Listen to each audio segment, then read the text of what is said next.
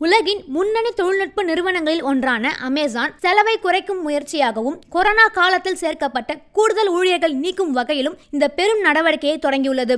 அமேசானில் தற்போது 15.5 லட்சம் ஊழியர்கள் பணியாற்றி வருகின்றனர்.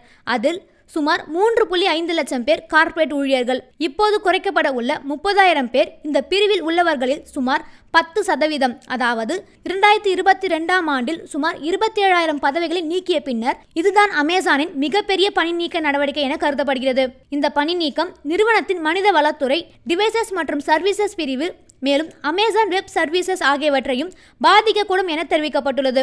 நிறுவனத்தின் தலைமை நிர்வாக அதிகாரி ஆண்டி ஜாசி நிறுவனத்தின் தேவையற்ற நிர்வாக அடுக்குகளை குறைத்து செயல்திறனை உயர்த்தும் முயற்சியில் தீவிரமாக உள்ளார். அவர் சமீபத்தில் அறிமுகப்படுத்திய ரகசிய குறைதீர்க்கும் முறை மூலம் 1,500க்கும் மேற்பட்ட புகார்கள் கிடைத்ததாகவும் அதன் அடிப்படையில் 450க்கும் மேற்பட்ட மாற்றங்கள் மேற்கொள்ளப்பட்டதாகவும் ஜாசி குறிப்பிட்டிருந்தார்.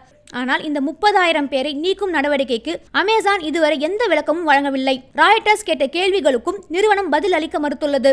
அதிகரித்து வரும் AI பயன்பாடு மனிதர்கள் செய்து வரும் வழக்கமான பணிகளை தானியங்கியாக மாற்றுவதால் மேலும் பணி நீக்கங்கள் ஏற்படும் வாய்ப்பு இருப்பதாக ஜாசி கடந்த ஜூன் மாதம் தெரிவித்திருந்தார். ஆய்வாளர்கள் கூறுவது, அமேசான் தற்போது AI வழியாக உற்பத்தி திறன் அதிகரிப்பை அடைந்துள்ளதால் இந்த பணி நீக்க நடவடிக்கைகள் மேற்கொள்ளப்படுகின்றன.